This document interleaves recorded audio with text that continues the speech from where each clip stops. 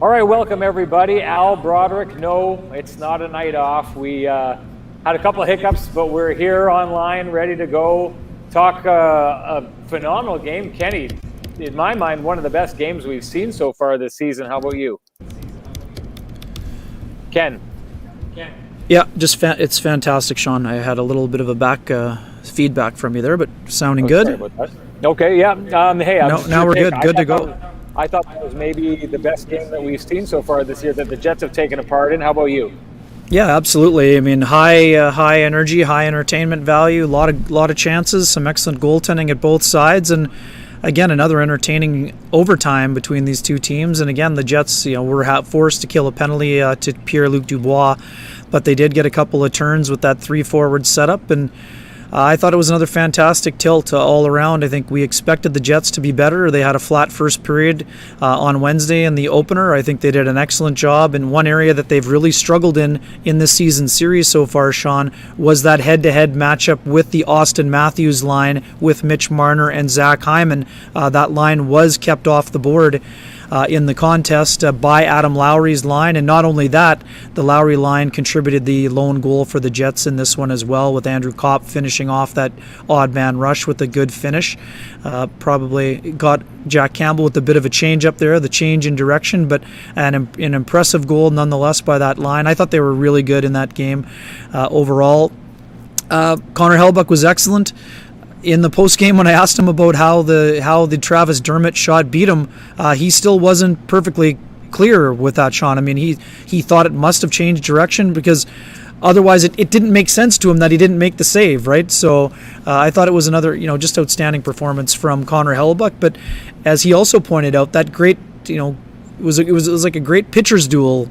Both goalies going back and forth, making some incredible saves. I mean, that Jack Campbell save off Kyle Connor, I understand some people thought it might have rolled off his stick a bit. Still, he still had to extend that leg to make the stop. Sure, would he have liked to have roofed it? Sure, but just an exceptional game by two really good hockey teams. And as we mentioned, I mean, I think 4 more games of these two teams going head-to-head in the regular season, right on. And who wouldn't love to see a playoff matchup between these two teams?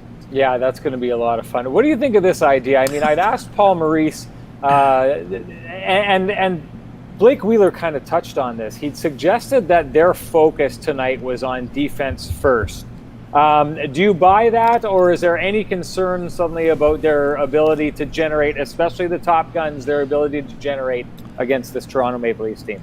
Yeah, I don't think that it was flat at all. I mean, would they have liked to have scored? Of course. I mean, they're going against one of the best goalies in the National Hockey League right now, NBHA ball hockey. Jack Campbell is 8-0 with a 1.53 goals against average and a .951 save percentage. So were the Jets' top line, were they held off the board? Yes, that is accurate. But nobody has beaten Jack Campbell yet this season, so I don't think this is a Jets problem per se.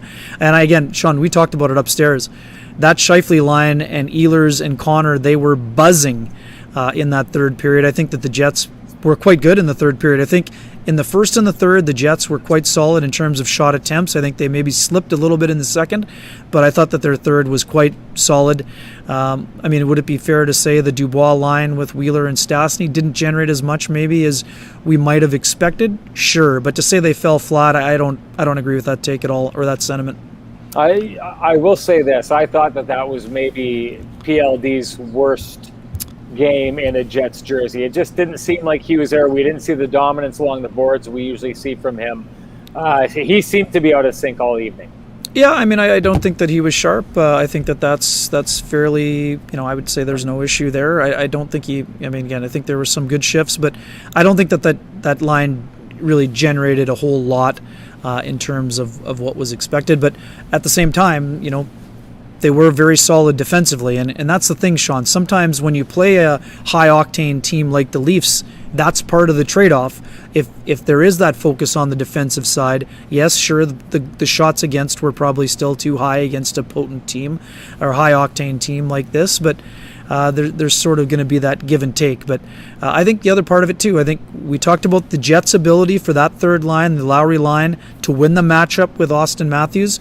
Well, the Jets' top guns should have had a matchup advantage that they were unable to take advantage of. So, I mean, that is accurate. The other part that we should point out, that fourth line for the Jets, Nate Thompson and company with Trevor Lewis and Matthew Perreault, a couple of really excellent shifts in that game again, and raised my eyebrows certainly when that line went out against John Tavares' line late in the game in a tie game. But they did more than just hold water in that shift as well. So, I mean, when the coach displays that type of confidence to put those guys out, a fourth line out against a dynamic second line, if you will, a 1B. Having said that, William Nylander, certainly, I wouldn't call it his best game for the Leafs, but naturally, in a game where Nylander was very quiet, he had some of the best chances in that overtime. So, I mean, again, this is just a well-played hockey game. I mean, these two teams have shown that they're very close. I mean, right now the Leafs are ahead by 4 points in the standings, and they are deserving to be ahead. And I don't think the gap is that wide, but right now there is a gap. So, I mean, the Jets have to show that they can try to, cut into that deficit if they want to be the first place team in the North. But this is, we talked about it on our morning show, Sean. This is now a 4-horse race with the way that the Montreal Canadiens have come out of their unplanned break. They're looking very solid. We know that the Jets and Canadiens will go head-to-head very shortly again here. So anytime you can hold the Leafs to one goal in the regulation and overtime portion, a team has played well. So, I mean, Hellebuck has a lot to do with that, but I also don't know that Hellebuck was not under siege the way that he was in 2 of those games in Toronto, at least for my money. You touched on it a little bit earlier, that third-line mismatch that the Jets have not been able to, at least in these last 2 games, take advantage of. How much of that do you think is the usage or where Paul Maurice is sending those players out to? Because I think that I was surprised at the Kerfoot line. I thought that maybe the mismatch and speed that you would have with guys like Connor and Ehlers going up against the 2 older wingers that you have in Joe Thornton and Jason Spezza on that line, I thought that's where the mismatch would lie. But we saw it towards the end of the game that Paul Maurice went and he put Scheifele's line out against Tavares' line. I thought that was the better way to go, to be quite honest, because Kerfoot seemed to hold their own. But that line, I thought, against Tavares, especially the way that Galchenyuk and Nylander were playing on the wings, seemed to be the weak link that should have been exploited tonight. Yeah, I mean, in theory, that's certainly right, Sean. I mean, I think that we both thought that Kerfoot had some really solid play here in the last couple of games. And the other part about, how that line occasionally goes, Spezza's just so good in the circle. So he has been playing very well. I mean, again, we talk about bargains. I mean, Derek Forbort was an excellent bargain for the Jets. How about Jason Spezza, 20 points at a NHL minimum salary right now? Just exceptional. Value coming out of that slot that is often a fourth line slot for them. We talked about Ilya Mikheyev and Pierre Engvall coming into this series, Sean. I thought again they were very noticeable again this evening, and again they don't show up on the score sheet, but I thought they were very impressive once again. Yeah, I mean, I'm with you. I mean, it was not a good line or not a good game for the Tavares line, but that's still a very good line, right? I mean, they've had a lot of great nights. So here's the thing. There are going to be nights when guys are off. I mean, we've seen it all year long. It's been a taxing portion of the schedule for the Jets. Dubois, I think, had just started to settle in with the Jets. I don't have any concerns with him. I think that when Dubois gets going and the games elevate in terms of importance, he'll continue to be solid.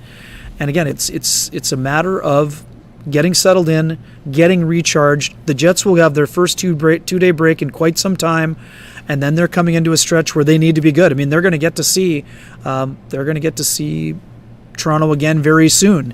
And again, the Leafs looked a lot more energized than the last time the Jets saw them, and now it's up to the Jets to see if they can be the next team to get that energy boost. Because let's face it, 17 games in 30 days is taxing at any time. It's especially taxing during a pandemic. We're noticing people saying the illegal curve show. Well, we noticed the bump.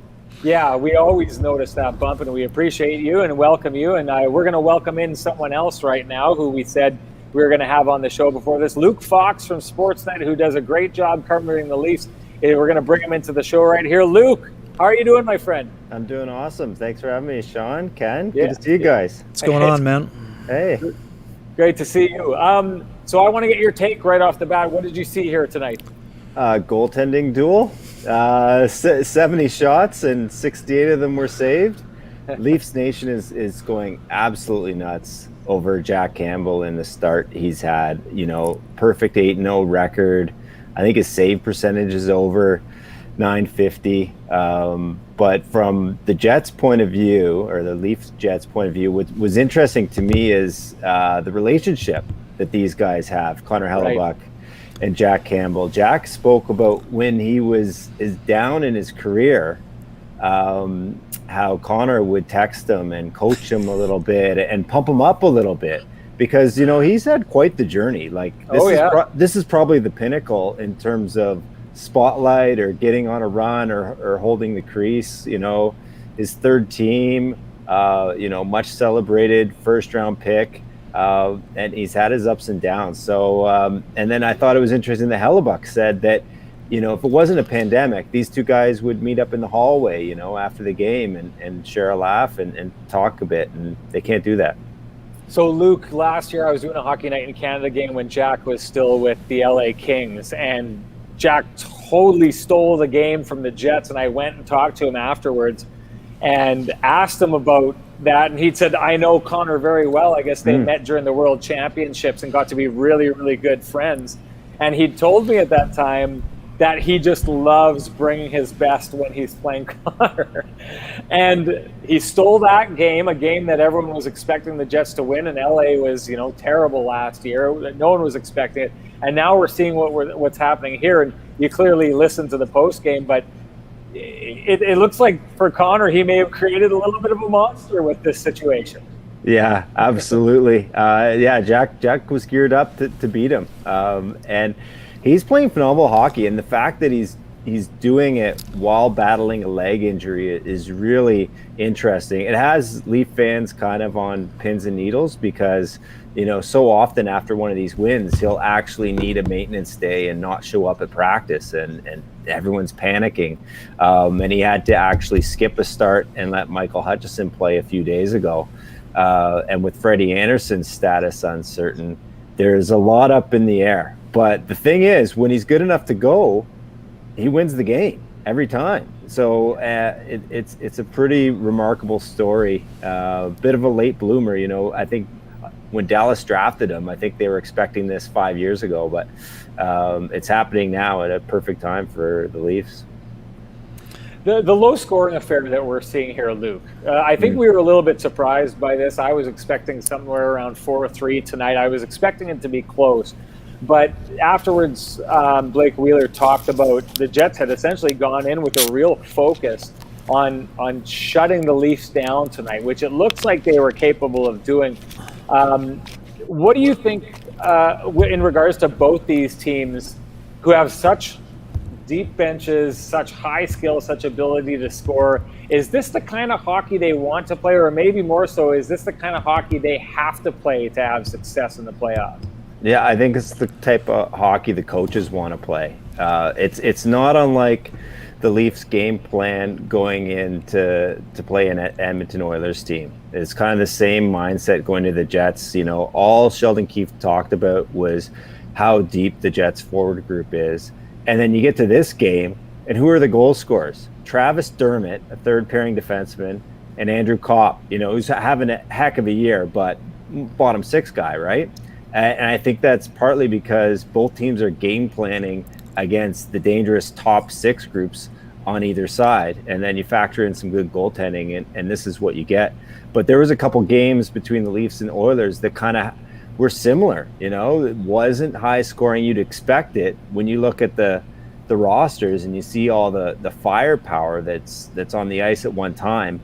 But I think both sides are so cognizant of the defense they have to play going up against those groups that, it's a 5-man unit, and they're trying to, bottle it up as much as possible because they respect the other team so much. What stood out to you about the Jets' performance tonight, Luke, especially the way maybe they bounced back after Wednesday's sluggish opening period? Yeah, I agree with you, Ken. I really thought, what was it, a 7-game road trip they were coming back from? And they just kind of looked flat. I thought they were much more engaged. One thing I thought is they really took it to the Tavares line early. Mm-hmm. I think that line was just overwhelmed, and there was a little bit of buzz about that line in Toronto since Alex Galchenyuk joined those guys, but they didn't have anything going. And I thought the Jets really kind of exposed that group early on. And I thought Winnipeg played a decent game. And what was interesting is that Sheldon Keefe said he has more respect for the Jets after this 2-game set than he had going into it. And that wasn't, it wasn't like he didn't have it going in, but I think he realizes this is probably the most formidable foe Toronto's going to face in the North Division. He hasn't really said that about any other team. I think they realize that this is a more balanced team and a deeper team than any other one they faced. And he called tonight's win a tie. Basically, he's like, I don't look at it as we came in and got 2 wins. We got a win and a tie, and we got lucky in the skills competition. I take a look at this, and I think Jets fans feel the same way. Everyone's looking across the North Division, trying to see where everyone stacks up, and I think that Jets fans feel that the Leafs are the other team, and the Leafs fans feel that the Jets are the other team. Is it too much to kind of count out the other teams at this stage? Because I know every time we talked with Chris Johnson, he felt the same way. And is it too much to count out these other teams? I think so. I don't want to be on any platform saying I'm counting out Connor McDavid before he's actually out. I think that would be foolish. And Montreal, I feel like it's the weakest of the 4. Calgary lost again tonight. I think we have our 4. And I think Montreal's the weakest of that group, but they could add another defenseman before the trade deadline. And I just think the way the Leafs in particular match up against Montreal, I don't know how you guys see the Jets match up against Montreal, but it's not a favorable matchup. Toronto seems to look better when they play Edmonton, when they play Winnipeg. When they play Montreal, they're so physical. They make it so hard for the Leafs to get to the net. And if their goaltending's on, they could give them headaches. Luke, we really appreciate your time. Thank you for coming in here and joining us here tonight. Hopefully we'll be able to chat with you down the road, maybe if we got a playoff series going on between these two teams. It would be nice to see you guys in a non-virtual setting. Yeah, I think this is as good as it gets for now, Luke. Yeah, we sometimes get into a little bit too much trouble when we get out together, so we'll keep it to this for now. Appreciate your time, Luke. Let's get a Jets-Leafs playoff series, though. I think that'd be a lot of fun. I think it would be, too. Thanks for joining us, Luke. All right, take care, guys. See you, Ken. Cheers. See you, bud. Ken, let's dig back into the Lowry line, because I think about this in this way. In a season where these teams have so much time to dig in and learn about each other and figure each other out, I always wonder if we're going to get to the playoffs and we're going to look back on a specific time and think, okay, that's when this team figured that out about that team, and that's what helps them through in the playoffs. And I wonder if, the Leafs walked away with 4 points here in this 2-game set, but I'm starting to think if they figured out something with Lowry and shutting down that Matthews line, that the Jets may have figured out something here that may be very important to their playoff chances going forward. Yeah, big thing for me, Sean, that line, the Lowry line, really looked to get physical, and Adam Lowry caught Zach Hyman for the second consecutive game with, not necessarily with his head down, but he rocked him again along the right wing boards, I believe it was. And that's the thing. I mean, if you want to try to slow down a line with that much skill and speed, you're going to have to get in their way. You're going to have to be physical against them, and the Jets were able to do that. And the other part of that line that I think that gets often overlooked, they're able to skate with that line. That's the other part. Everyone thinks, well, it's just a checking line. Well, no, it's not just a checking line. This is a line that can score. I mean, they're putting up offense against quality competition, and they're also spending a lot of time in the offensive zone. So for me, that line was excellent. Lowry, not just today, Sean, when they flipped out that matchup late in the first period on Wednesday, the matchup really changed because the Matthews line had scored both of those goals before that matchup switch happened. We went into the series wondering about Dubois going head-to-head with that line, and by the end we're talking about the exceptional job Lowry's line did against them. And that's the other thing we talked about going into the series. It's about figuring some things out about the opposition. And the Jets did that, and I think what Luke Fox just told us, Sheldon Keefe and the Toronto Maple Leafs learned a lot about the Jets as well, because let's face it, in 2 of those games in Toronto, it was the Leafs that got goalied, similarly to how the Jets got goalied this evening by Jack Campbell. It was an exceptional performance by Connor Hellebuck that covered up a few flaws, and then in that third game, the Jets kind of found that template to sort of neutralize the high-octane offense of the Leafs. So I thought today was, again, the shots on goal were a wider differential than in Toronto, when I think they limited them to 22 shots on goal, but I still think a lot of those shots were more to the outside. So for me, I think the Jets learned a lot in this series, and sure, Top Guns still, I think, Sean, I think it's fair, you said it earlier going into the series, the Jets' Top Guns have yet to put a full stamp in terms of their offensive play the way that Matthews has, and I think he has eight points in the 6 games of the season series, but there's still 4 games left in the series. There's still time for the Jets to make some adjustments. I mean, they're going to have to make some adjustments because now we know that the Leafs are probably going to be looking for a counterattack to that as well. But we wondered how Paul Maurice would deploy his lines, having the last change for the first time in this series. We got a glimpse of it. Now, what will the counter be when I think the next 2 games will be played in Toronto? So I'm very curious to see that. But the Jets' third line really showed that Mason Appleton talked about it in the morning. They embraced that opportunity and did an exceptional job in it. I just saw a comment come in about the penalty kill. Let's go there, Sean. The Leafs power play has been potent for a lot of this year, but the Jets did a great job against them when down a man, and I think that that's something that was worth noting in this contest as well. I did hear, though, I mean, I think the Leafs are 0-27. Sure, yeah. I mean, they're not exactly coming in firing on all cylinders, but keeping them from breaking out, that's all you can ask for. I always brag about how knowledgeable our hockey audience is, and I entirely agree with that, and I love that they're taking it in this direction. How do we possibly keep Lowry and Kopp for next year?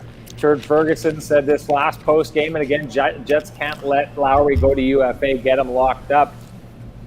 These 2 players could not be breaking out at a better time than they are right now, and it begs the question, what's it going to do, or what's it going to take to keep these guys in the fold? Because Blake Wheeler talked about it after the game, about this line and the matchup that it allows Paul Maurice to carry out with those other top lines. If you lose that element of this team, it entirely changes the complexion of this team.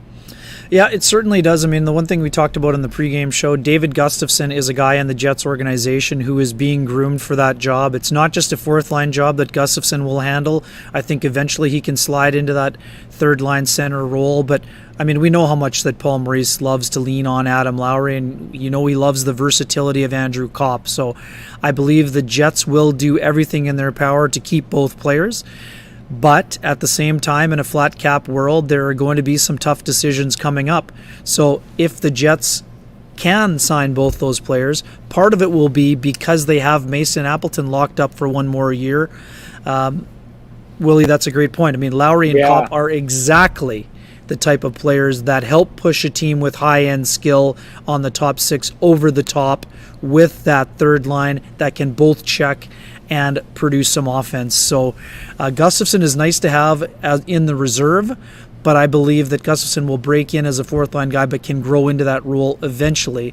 But as we were talking about with Mark Spector on our morning show, there may be some teams around the NHL that view Adam Lowry as a 2nd-line player, and if someone backs up the Brinks truck, well, then the Jets are either going to have to match or convince him to stick around. And for me, both those guys, I think, are probably in that $4.5 million range. And I mean, if they can't afford it, they will have to make some sacrifices elsewhere. That's how they keep them. Do I know right now? No, I don't, because I also expect there will be a defenseman coming in. Will that defenseman have term?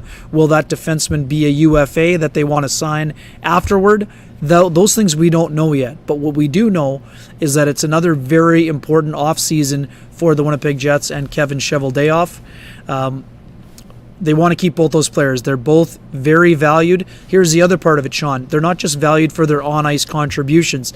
These are players that were groomed by the organization to take on leadership roles, and I think they have done that. So I think that there is a way to do it. How that looks exactly right now, I'm not 100% sure. But if they are able to do it, it will be because of their kind of value contracts on some of their high-end players at the top of their roster in terms of the contracts that those players have signed. What do you think of this idea, Ken, from CMAC, that Gustafson and Appleton are capable replacements for Lowry and Kopp, Appleton having a higher offensive side too? I'm not sure that I argue with this idea, but when this idea comes into fruition, I believe you're looking at 2, 3, maybe 4 years down the road. And I think that's the tricky part with this idea is, okay, you're grooming guys to step in here, but don't you have to make something happen with Lowry and Kopp? And you've got Kopp another year, so there's not as much urgency there, but aren't you almost in that same Blake Wheeler situation where you had to sign Blake Wheeler and you had to give him those dollars because they were coming off the year they were, and you couldn't allow that to be a distraction. You couldn't allow him to leave. He's too important for where the window was. Well, isn't Adam Lowry in that position right now based on where the window is and the effect that he has on this team and its ability to create matchups? Yeah, absolutely, Sean. So for me, it is all about the term when it comes to those two players. I believe that Andrew Kopp would stick around, but he's going to want to get paid. And you can't blame him for that. I mean, he went to arbitration once already. Adam Lowry is on a very friendly contract. I mean, yes, the production was down last year in an injury-plagued season, but he's still a guy that those two guys are incredibly productive. CMAC, in overtime, I agree. Those are two players that can help on those fronts, and they could help soften the blow. But I don't think the Jets can afford to lose both those guys. And I think if they want to keep the window open as wide as possible, they will move mountains in order to try to sign both players. How they do that of someone, but I think that they can get it done. Rob Somerville, someone asked this last game. Joe Piscucci had suggested it. We're not big on this idea of putting Stanley in front of the net. No. Go for it. No, sorry. I mean, it's a fine question, but you don't. The Jets don't have anybody except for Logan Stanley bigger than 6'5" Adam Lowry and 6'5" Blake Wheeler. I mean, Lowry is not a full-time guy on the second unit anymore, but Matthew Perreault, at his own size, does a great job of providing a screen. So, yes, I do think that Lowry's capable, but Wheeler does the job as a net front presence. The Jets don't need somebody else to do that job because Logan Stanley is not distributing the puck from down low. You can't just have a guy stand in front of the net. That's just not possible right now in the National Hockey League. So appreciate the thought, but I don't see the Jets change. And again, the Jets are running with a top 10 and occasionally top 5 power play. So the power play is the least of the Jets' concerns right now, in my estimation. It's not something to mess with. And I go back to this. I believe the entire idea of taking a big body and putting him in front of the net comes from that early 2010 win by the Chicago Blackhawks. Sure. How they stuck Dustin Byfuglien in front of the net. And that was great. But the one thing that no one is giving him credit for, and I think the idea was born there, and we just decided to go with it, that it's a big man in front of the net. But the one thing that people don't take into account is Dustin Byfuglien ended up being one of the highest scoring defensemen in the league. He had skills that no one knew. At the time, everyone thought he was just a big body, but you find out later that he's not just a big body, but he's really smart, and he's got really great hands. And I would argue a couple of years ago, the Jets tried to do something similar by putting Adam Lowry in front of the net, using that big body, and I just don't think he had the hands to score in tight that you get from other players like Blake Wheeler, who can play that role. Paul Stastny played it last game. Andrew Kopp, I think, does a good job of it. It's easy to say put a big body in front of a goaltender and screen him, but smaller players, and I go back to Joe Pavelski, do a really good job of being smart and finding a way to get in the lanes and get in front of the goalie and take away his eyes. You don't need a giant man to do it. You need smart, really good guys to do it. To your point, there's no need to mess with the Jets power play because it's working. But other than that, Stanley, maybe he would be great in that spot. I don't think you need to go and look for it in that spot because there's too many other guys on this team who can do the exact same thing. Sure, and let's stay on Logan Stanley for a minute, Sean. One thing we noticed, obviously, early on about Stanley is he can get his shot through. Now, one other thing we noticed this evening is that now he's not just looking to pound it from the left point. He's looking for that high slot screen, which is another nice sign in terms of his development. The other part that we saw this evening, that when Josh Morrissey was called for hooking, Logan Stanley was used on the penalty kill, where he can use those long limbs and the inertia that he can get from, being a big and physically strong and imposing individual. Had a couple of nice clears on that penalty kill as well. And that's the thing. We know that over time, Logan Stanley will probably move into a penalty killing role with this team on a more regular basis. I think when we talked about learning about players, well, what we're learning is Logan Stanley's not afraid of the high level of competition. For all the people that said when he entered into his first NHL game against the highly skilled Toronto Maple Leafs that he wouldn't be able to handle himself, well, that's entirely not accurate. Is he sheltered on the third pairing a lot of the time? Of course. Is he playing with a very capable and safe partner, safety valve type partner in Dylan DeMello? Absolutely. But that's smart coaching. I mean, some people are saying, well, that just means that he's limited. It doesn't mean that he's limited. It means he's being put in a position to succeed, which is what coaches are supposed to do. Logan Stanley is not a finished product. He is a rookie NHLer that's in his third professional season. I mean, we don't know what he's going to be in 5 years. Nobody here is saying that he's going to be Chara. I mean, this is a guy that could still show some vast improvement. Look at how far he came from the end of last year to this year, where he's looked very comfortable in the National Hockey League. And I think that's a big development for the Jets. There's no doubt about that. I wanted to touch on this quickly. Dom Zappia saying the only change should be 4 for 44 on the power play. That doesn't work, and I get the idea because Pionk had so much success last year. But the way they ran the power play last year was trying to move that puck over and get it to line A for the one-timer. They're running essentially the opposite now and trying to get the puck the other way to get it over to Kyle Connor. And so it's all about, it's not about the skill level of either player, it's about the hand that they are. And Josh Morrissey is a left-hander, so he can take that puck, that pass from Mark Scheifele, who's playing that bumper position and quarterbacking from the boards. He can take that puck and move it faster being on that hand than Pionk, who would have to take it and turn his body and move it over to Kyle Connor. It's as simple as that. It's mechanics in that case. I don't think anyone is suggesting Morrissey is better on the power play. And I think, numbers suggest that Pionk has something there.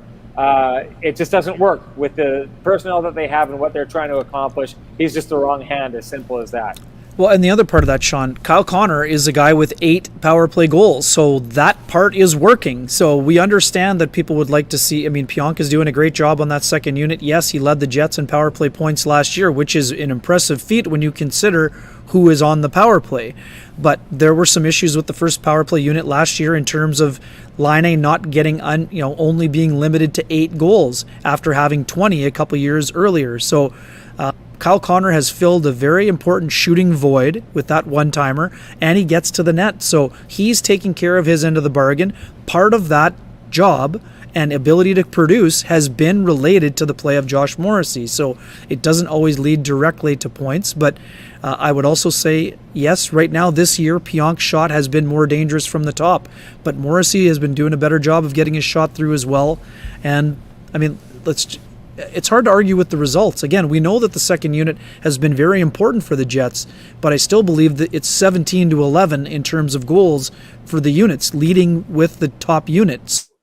So, yes, it's been important to get production from the second unit, and there are some very important pieces on that second unit in Pionk and Ehlers and all of their players. Andrew Kopp has been an efficient power play guy as well. So the fact that they have 2 power play units going, I think, is important. Can they improve? Always. There's always room for improvement, and they will continue to work for solutions on that. But I don't see a structural overhaul being required or certainly not being at the top of anybody's priority list. You know, Kenny, we've talked so much in this space about Lowry being re-signed, Kopp getting extended, Stastny being re-signed. We haven't talked a lot about what Pat Cloutier is talking about here and trying to re-sign Perreault at maybe a bit of a better bargain price. What do you think the odds are that that happens? Because I'll be honest, at the beginning of the season, I thought that he was basically playing to the end of his contract and was going to be one of those guys who maybe shows up for a pro tryout or something like that. But the way he's played, he seems to have played himself into a lot of value. And I wonder what kind of contract it would take to keep Matthew Perreault around, especially because if he's looking at the way this lineup shakes out, his best opportunity, if you're going to go someplace for an opportunity, maybe there's an opportunity to win here, but his opportunity to win here looks like it's solidly going to be as a fourth line player. And I wonder if he feels he could get a better opportunity to play a bigger role somewhere else at equal, if not more dollars. Yeah, I mean, that's a fair assessment, Sean. I think that Matthew Perreault is happy where he is. He's definitely going to have to take a pay cut, especially with a flat cap. One thing that we know is with all of the high-end money that's being thrown around the league, there's just not going to be a very big pot available for third and fourth line players. And even though Perreault is still a very important contributor, there's no doubt about that. He does a great job on that second power play unit. He's done a very good job on the fourth line when he's been used there. But I don't know how. We just talked about Jason Spezza and Joe Thornton. These are $700,000 players. I'm not saying Matthew Perreault is moving to a league minimum situation, but it may be a 1.5 to 2. I mean, I think the number for him will be closer to 1.5 than it is to 2 million. The other part, we've been talking all year about Jansen Harkins, about Christian Vesalainen, about David Gustafsson. At some point, I do agree. I do think that he could still be a contributor, but it would have to be on a 1-year deal. And I don't think the Jets are going to want to keep Harkins and Vesalainen on the sidelines next year. I think those guys are regulars by next year, and the simple fact of the matter is you just can't keep all of those players, and I don't think Matthew Perreault wants to sign up for a situation where he's the 12th or 13th forward, and I'm not saying he necessarily would be, but at some point those players will either be given a chance to perform and play or they'll go elsewhere. So for me, I would not rule out a Matthew Perreault return. But again, this is something that I don't see him signing an extension before the expansion draft. And again, for him, he's going to want to look at his options also.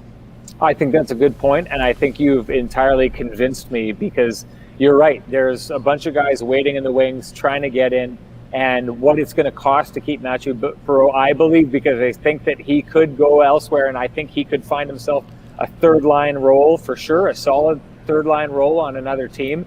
And I think that there's a part of him that has that pride that he'd like to go and prove his way in another lineup potentially. And I just think that for the Jets, cost-wise, it's going to make more sense to go with some of the players who are waiting and knocking on the door.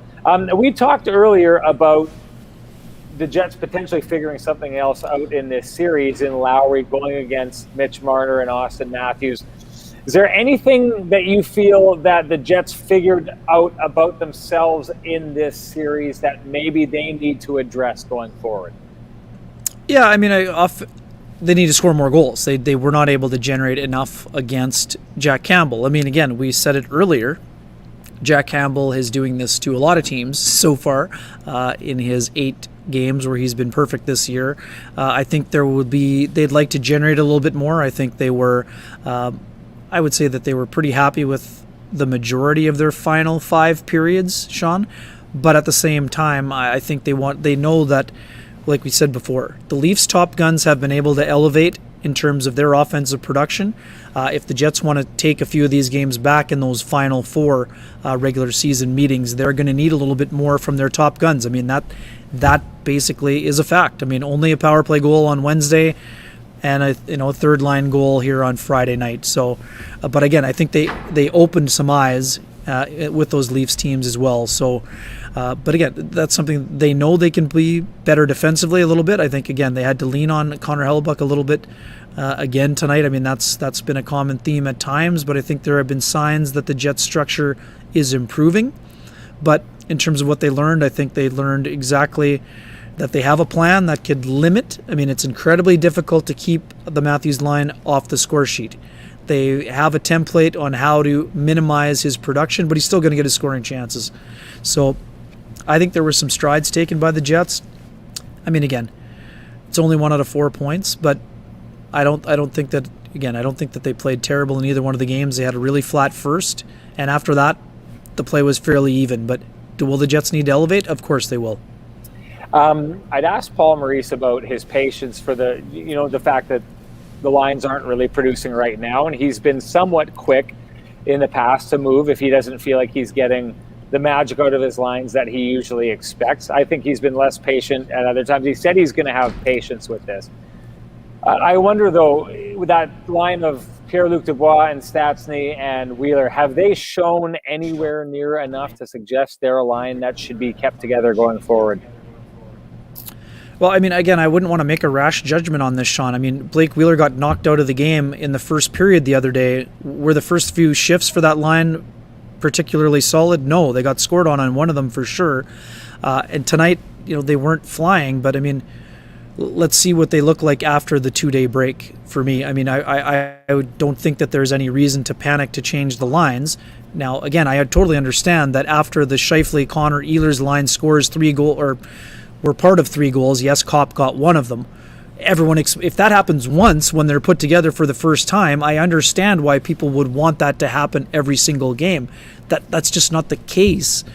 Can that other line do more? Of course. I mean, Dubois had the 1 goal against Calgary, yes, and wasn't particularly on his game necessarily today. But could there be a small tweak there? I mean, Paul Maurice went into the series suggesting that there may be too much of one thing on that Scheifele, Ehlers, Connor line. Could we see Paul Stastny come back onto the line with Mark Scheifele, and maybe Kyle Connor goes back up? Or maybe, I mean, would Ehlers potentially go back up with Dubois? I mean, all of these things are options, but I would think that we might see something with Stastny flip-flopping, and maybe Stastny goes back with Scheifele. I would say, though, Scheifele, Ehlers, and Stastny might be a look that we see coming up. And then you have Connor, Dubois, and Wheeler. Because, I mean, Paul Maurice already knows what that Connor, Wheeler, Scheifele line can do. How about trying... I mean, we also know that Dubois and Connor were the first 2 guys that he put together. We also know there had been some chemistry with Wheeler and Dubois. So to me, that's the next logical change. I don't think we would see it on Monday necessarily, but they certainly would have the door open to doing that. All right, Ken, one of your favorite parts of when we do these is when I take my big swing theories that I throw out there, and you get to either shut them down. It's your Gandalf moments where you tell me that my opinion is not going to stand here. But in that overtime, when we noticed the first line goes out, it's Ehlers, Connor, and Scheifele, and they did a pretty good job. Didn't generate a whole lot, but they held on to the puck and did their job. But as it wore on, they got past killing the penalty. Who did he send out? He sent out Wheeler, Scheifele, and Connor, right? And I thought... For the last shift. Yes, and I thought that was interesting because to me, it's him going back to that spot that I truly believe Paul Maurice feels like the most potential for Magic exists with those 3 players. So after the game, when we talked about the potential to move around, he'd said he's probably got 2 more changes in him when it comes to the lines before the season ends. Here's my prediction. The last change he lands on is Wheeler, Scheifele, Connor, and that's what he plans to take into the playoffs. Changed my mind. Well, it's certainly possible, but I have bad news for you. You've already lost the original over-under bet that we had, because I think that even if he plays that line together starting Monday, I don't think they can reach the number that you suggested. So unless you want to count the playoff games, unless you want to talk the playoff games. Let me counter that right now. That was a team that had Patrick Laine on it, and we knew that there wasn't too bad Patrick Laine moving on there. So you're right. I'll lose that bet. I'll take the loss. But I still think that the idea of those 3 players is an idea that Paul Maurice deep down loves and cherishes, and wants to get back to. Hey, it's certainly possible, and we know what the other combination is. Paul Maurice has already, let the cat out of the bag. He wants to see Paul Stastny with Pierre-Luc Dubois and probably Nikolai Ehlers in one of those kind of mentorship situations. So, that certainly would leave the door open for the other option. But as I just mentioned, I think that it would be very interesting to see Kyle Connor. We know that Connor and Wheeler have chemistry also. How does Dubois mesh with those guys? I think that there's certainly a possibility there, and I think this is another great reminder. C-Mac, this is another one of the table pounding moments that I've been having for everyone who's been down on Pierre-Luc Dubois, or not necessarily down, but he's the youngest player on the Winnipeg Jets, and no player has gone through what he's gone through in the course of a regular season, let alone a pandemic season. This guy is just growing into what kind of player he can be. Of course, I understand people want more. They want everything yesterday. I get it. But this is a guy that the Jets want to build around. He is a core piece already at 22, and he's only going to get better. He's just scratching the surface of his own potential, and I feel comfortable saying that because Dubois is the guy showed from the rooftops saying he wants and expects to be better. So I don't see him becoming complacent and saying, you know what, I'm just happy with being this player. That's not how the guy is wired. So again, I use the word patience a lot. It's required when you're dealing with players that age and experience level. I want to go back to your suggestion of getting Ehlers with Dubois and Stastny. Here's my issue with that is I think that doing that would come close to entirely neutering Ehlers' speed. Why? So Andrew Kopp worked very well with Ehlers and with Stastny. No, Kopp, Stastny, and Ehlers. Ehlers worked really well. So Ehlers wasn't nullified by Stastny before. Why would he be now? But I don't think Dubois has worked well with that. And I think what we've landed on is that we feel Dubois works best with line mates that slow things down and make the right play over and over again. And that's what speeds him up because his decision-making gets faster.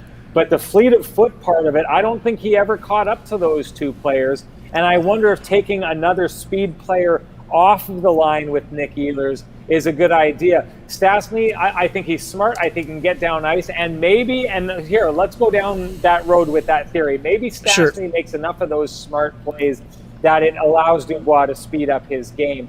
But those two guys are playing a board game that you don't expect from Nick Ehlers. And Paul Maurice has talked about that. He's talked about the idea of the way that Connor and Ehlers play and the creativity that they have, and that it's not a direct board game. And I just wonder is there enough on that line to have those guys play a board game and then Nick Ehlers buzz around and get into a spot and get him the puck and do something with it?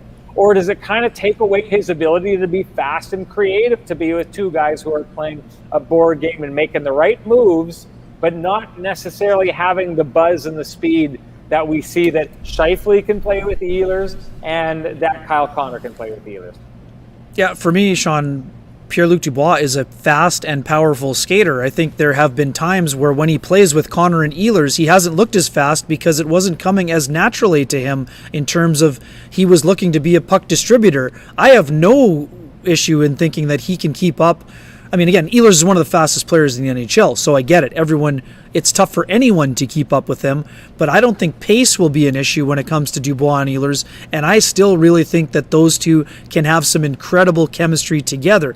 We know that it didn't necessarily click right away out of the gate, but also you have a guy with Paul Stastny who is so incredibly smart. He's got great vision, and I don't think that his speed becomes a hindrance because of his anticipation and ability to put the puck where it needs to go in order to free up the speed of Dubois and Ehlers. So that's why I have some faith in the ability for those three to click together. Here's the thing. We never know what's going to click. If we did, the Atlanta Thrashers would never have put Chris Kunitz on waivers if they thought that he could play with Sidney Crosby. But no one would have looked at that at the time and said, you know who I should put with Sidney Crosby? Chris Kunitz. But because he plays a straight line game and could skate and was smart, he was able to mesh and flourish there. So for me, Stastny's the kind of guy that can bring out the best in whatever line mate he plays with.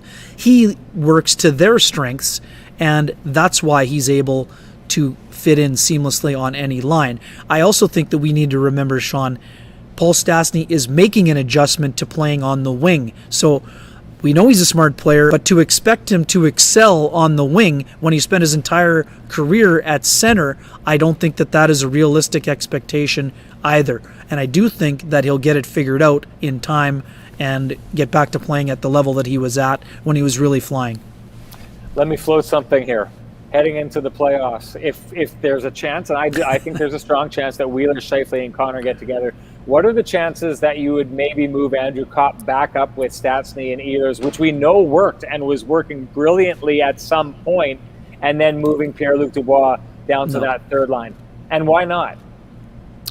I agree with you. I agree that I don't think it'll happen, but I'm starting to think it's strange that we wouldn't expect that to happen, given that I think when Stastny, Ehlers, and Kopp were together, they were one of the best lines that the Jets have had this entire year. Sure, but now you're asking, if you're going to ask Pierre-Luc Dubois to play on the wing, he'll go up and play with Wheeler and Scheifele where he had success. You're not going to put Dubois on the checking line with Lowry and Appleton, and that's not a knock on those two other guys. I'm sure he could fit in there, but you brought in Pierre-Luc Dubois to be a top six player and a dominant player and a guy that creates tough matchups for your opponent. So I'm not tossing out the theory entirely, Sean. I just don't see that. That would be more of and last resort is not the right wording for it, but to me, this is a guy, again, I expect Pierre-Luc Dubois to settle in and he won't give you the option to look at that option because of how he's going to play down the stretch run. Probably nobody needs the break more than Dubois. We just talked about him getting comfortable. Now this is probably into the portion where it's a bit of a taxing stretch for him. So give him 2 days off and see how he responds to it. I just think the Jets want to use him at center ice. If they make a switch and want to move him on the wing, it will be to play in the top six. I think this is a good point. And the other part too, Kopp is so good with Lowry, and now because of the chemistry that Appleton has added to that line, I think that line will also be too valuable to want to mix it up when it comes to playoff time. And we saw it against the Leafs, what they can do against Matthews. And I think that that's a line that the Jets will want to get out against Connor McDavid in those remaining Oilers matchups as well. I agree with everything you said. Blanket statement, everything you said, I agree with. There's something else that you always talk about and remind our audience. Pierre-Luc Dubois is 22 years old. So the idea of where the Jets want to go with him, I totally understand. They got him to be a center. They want him to be the center of the future. But he's 22 years old. And if we're talking about this as being a once-in-a-lifetime opportunity for the Winnipeg Jets in this division, why can we not take the 22-year-old and say, maybe you're not where we want you to be yet, if we don't see him accelerate like you're saying that you expect him to do it down the stretch. If he doesn't get there, what is wrong with taking a 22-year-old, putting him beside a strong centerman like Adam Lowry, who's able to shut things down, and then having an option of going with either Mason Appleton or Matthew Perreault, who's shown well on that line, and going with the lines that I'm talking about, Andrew Kopp and Ehlers and Paul Stastny, who, again, I contend was one of the top lines this team has had this year. And going back to Wheeler, Scheifele, and Connor, who have had success in the past and who we know Paul Maurice absolutely adores. Yeah, I mean, I totally understand where you're coming from, but this, I think, is a great point by Waddy. Pierre-Luc Dubois has had almost no time to practice with any of his line mates so far. So I don't think it's necessary to toss him into a situation where he has to learn with two other line mates. Do I think he could be effective and fit in there? Sure. And as we've said, I mean, it wouldn't be a scenario where he's being asked to do less, because that's essentially a second line for the Jets at times. But I don't think it will be necessary, and I expect that, again, Dubois is young, yes, but he's already shown what he can do in the playoffs against an Austin Matthews in the bubble last August. So I don't expect that to have to be a necessary adjustment. And that's more. It's more. Here. people are suggesting I'm hating. I'm not hating on. No, Dubois. I think it's the people on the side. There's a lot of comments about Dubois. Okay. Yep. Well, I'm going to say it like this. I asked you the question, what did we learn about the Jets in this series? One thing that I think we've learned is that Lowry going up against Matthews and Marner, I think is a great idea. I think it could pay dividends in the playoffs. I think we should remember this series, because when we're doing this in the playoffs, if these two teams meet up and Matthews and Marner aren't able to get off the ground, it may be because of what we found out right here. But I think one of the other things that we're finding out about the Jets and how they play Toronto is their ability to generate offense against them isn't necessarily the greatest, which is why I go back to the idea of Dubois, because I think if you could put him on that line with Lowry, you get the Dubois shutdown effect that we saw against Matthews in the past. You have that with Lowry as well, but you get back to two lines that may be a little bit more comfortable in generating offense, and maybe that's exactly what they need against this Toronto Maple Leafs team. Yeah, I mean, the Jets' best line against the Leafs has been Kopp, Lowry, and Appleton, so I don't see any need to break up that line, Sean. I totally understand where you're coming from. Yes, that Kopp, Stastny, Ehlers line was very good. I just expect that those other pieces around it are going to show their value down the stretch run as well. And again, some of those guys could probably use some practice time together. Again, this is more a matter of how good Lowry and Kopp are together than trying to make other pieces fit. And I think that Ehlers is going to find his fit with his line mates before the year is over. We've seen enough from Connor and Ehlers together to show that it can work. And I just think that right now we're kind of overthinking it a little bit for me. And the most effective line against the Leafs has been the Lowry line, so I see no reason to break them up. I mean, would Andrew Kopp welcome a chance to play in the top six? Of course he would. So would anybody else. But I don't think it's necessary, and I don't necessarily think that it will mean a better production from the top six. Dubois is going to get the job done. You've convinced Turd Ferguson.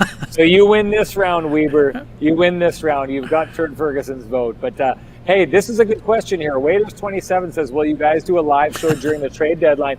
We've kind of discussed this behind the scenes, Weber, but it's going to be tough to do because our first job, first and foremost, we're on call, yeah. Yeah, we're on call for Sportsnet. So I've got to be ready with the microphone in the hand, ready to go live when certain things happen. But I don't discount the idea of you and I hopping on this every once in a while to discuss things that happen. I mean, the way that these shows go, if the Jets make a big move, and I expect that they are going to make a move of significance, we have to be ready to talk about it in our trade deadline shows. But there's some space in between there, and I'm just thinking out loud right now, and maybe we should talk about this off air first. We can talk about it on air. Hey, we're with our friends here, Sean. Exactly. We're already getting some votes to do the show. Here's what I propose.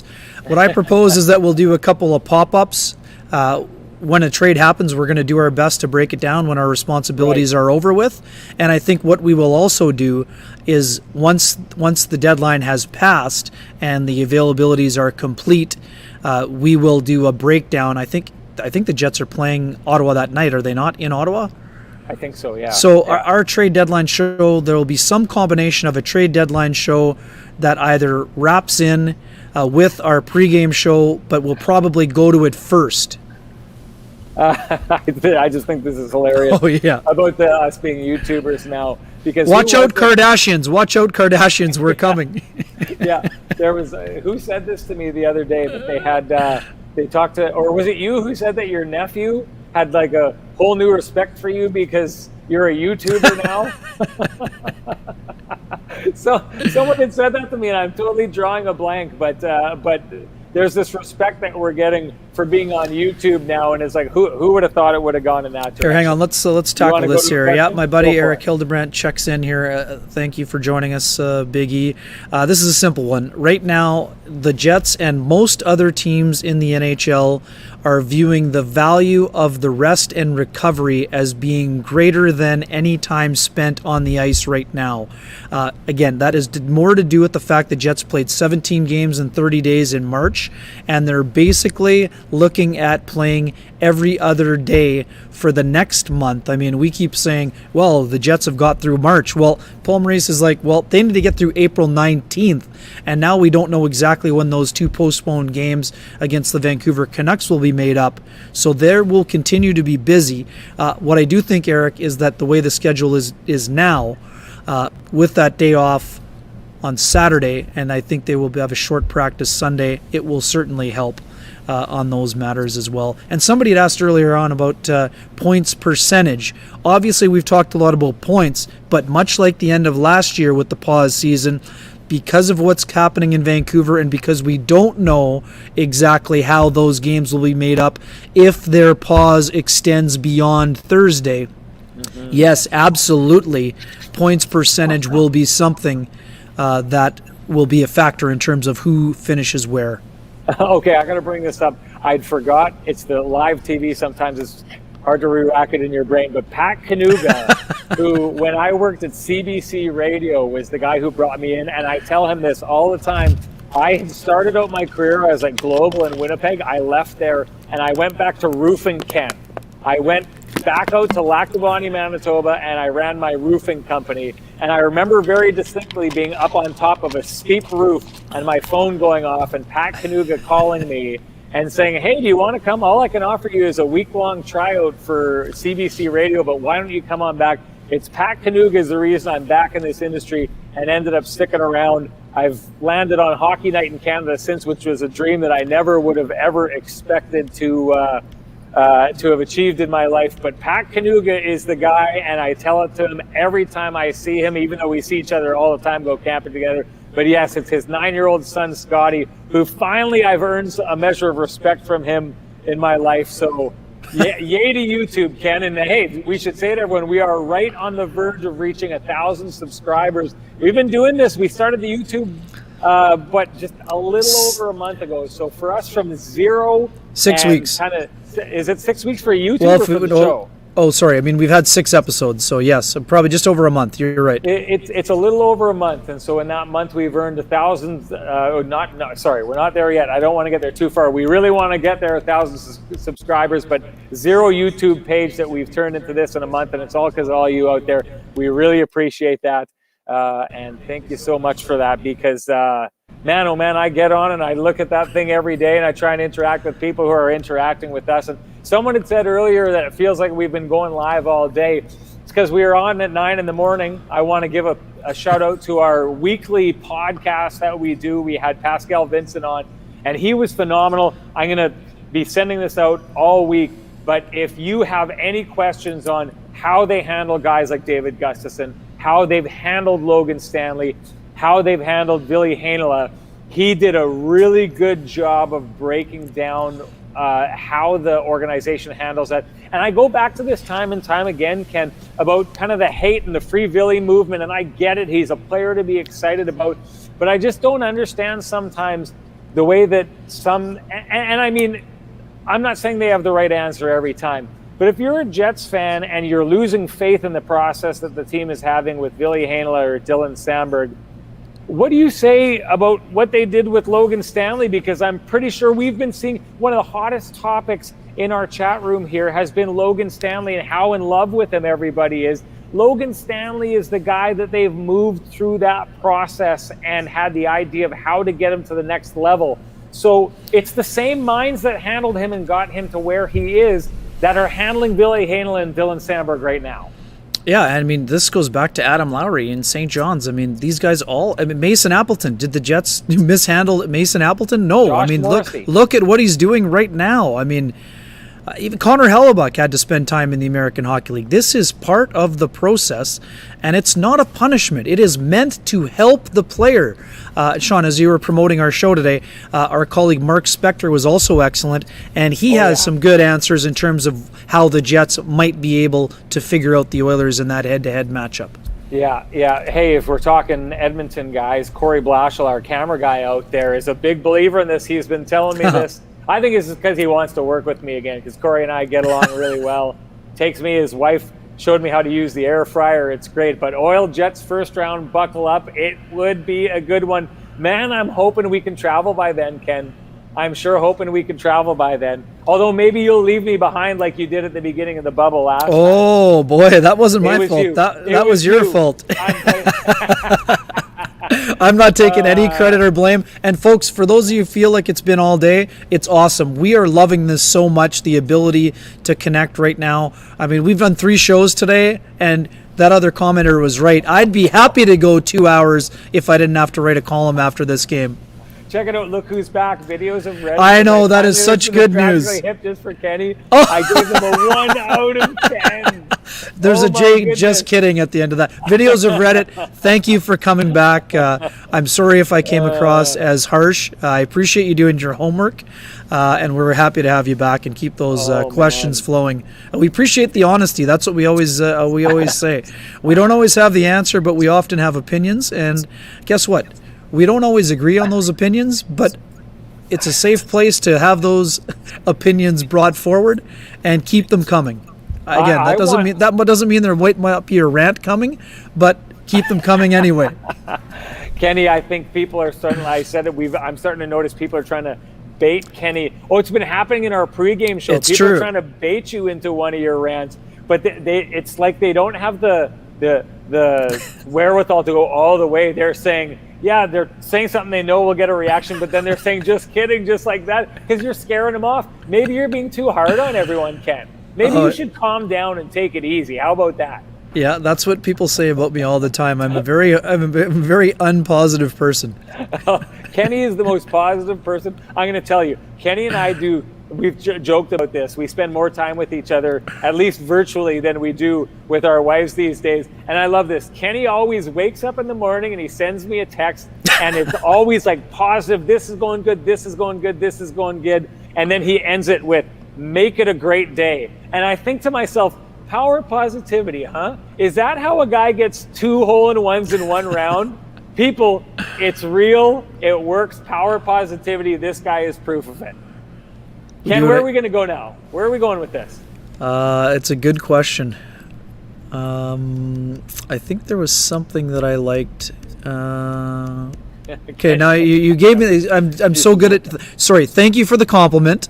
You made me blush here a little bit. No, I mean it's just been Scotty Billick hears it too. Make it a great day. It's true. It is true, and it's an honest line. And my other one is keep the joy level high, because honestly, we know these are tough times. So, and I know not every day is rainbows and unicorns, but I mean, I just feel like I want to do my part to try to bring a little bit of positivity at a time where we know it's a tough time, and we know this is a place where some people like to vent, and we completely understand that. So again, we're not always going to agree, but we appreciate the engagement. It's just been fantastic. We appreciate you spreading the word here, and this has just been so much fun for both of us. And that's the other thing.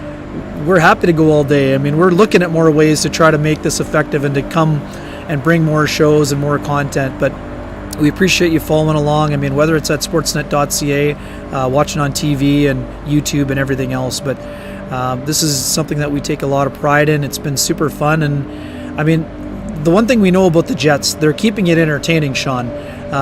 Yeah, there we go. I have not read it yet, but that's a good reminder that I will consider checking it out.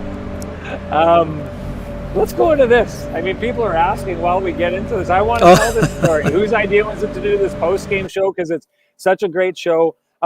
It's a couple things. So Ken and I first started doing this. I didn't stumble upon this technology. I was showed this technology by someone who said, I think this would be really good for you. And the first person I thought about, because Ken and I had been discussing ways to kind of try and get out and try and interact with all of you more, is what our goal was to try and get out and interact with people. And so I called Ken up and I said, I've got something really neat to show you here. And I said, just click on this link. And I texted him and I brought him in and we sat here just like this and talked about it. And I say this to my wife time and time again. I had a vision of what we wanted to do. And I brought Ken on, and Ken saw it immediately, and then it was like, he was like a wild horse that you were trying to hold back. He's like, let's do this, let's go. And we had hurdles we needed to clear to get there, but Ken was like driving and pushing. And it's his enthusiasm that I think really got us to the point we were at that. And that enthusiasm came out later because we started using this for our podcast. Again, go watch Pascal Vincent and Mark Spector from earlier today. It was absolutely phenomenal. That's episode 6. Go back and watch the rest of them because we've had great guests. But that was what this was for in the beginning. And I don't know how long ago it was, Ken, like 2-3 weeks ago, Ken just called me up one night after the game, was like, let's just do a post-game show. And I remember I was sitting at home, I was like making a sandwich or something stupid like that. And I was like, what's this guy thinking? Like, I don't want to do this right now. And then I hung up the phone with him, and then I thought for a second, no, I do. That's exactly what I want to do right now. And so I called him up and I said, okay, let's do this. And it was really totally on a whim. Ken was like, let's go live, let's go do this thing and talk with people. And we did it, and your reaction was so great that first time. It just built and built and built. And that's how we ended up doing this thing. And we absolutely, to Ken's point, we love doing this. And the interaction part with all you is the best part of this. And other guys love it too. We had Hammy on the show the other day. A lot of you would have tuned in for that. When we got off air with Hammy, he was just buzzing. He was like, that was so much fun. And it is. It's fun because my favorite comment that I've ever had from a viewer on this show is one of you had said, I don't know if you're on right now, one of you had said, this feels like I just left the game, stumbled into a bar, and Kenny and Renny were there with a whole bunch of people, and I grabbed a drink and we sat down and all just started talking hockey. That is exactly what we want to try and create here. And I think it doesn't work if we don't have the interaction that we have with all of you, and it really means a lot. That said, my parking's going to run out, Kenny. I'm going to give you one last chance to tackle a topic that you want to, if you want to, before we go. You got anything? No, you know what? I think there's going to be plenty more opportunities to talk. Scott Billick, we will be getting him on. I cannot promise any entrance music. We haven't figured out that element. We know that the microphone for the pregame Instagrams was a bit of an issue today again on my headset, but we're doing our best here.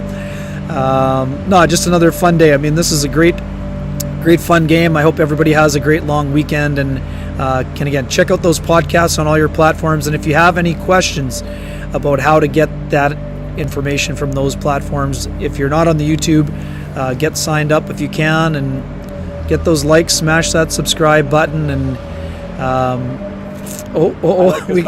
we've had a lot of helpful folks taking care of business. Point above your head, that K&R show logo, that was a viewer who did that for us, so that was great. And yeah, I want to reiterate, Scott Billick has been popping up here. Scott is coming on. Scott can stay up late. He's been bringing it, and it's about time we brought him on the show. It's probably past time, so we're going to get into that. And we want to say thank everybody for showing up here. Make sure you go check out that podcast. Someone touched on it a little bit earlier. They thought it was the best one yet. I think they've all been really good, but no doubt about it, our guests were phenomenal today.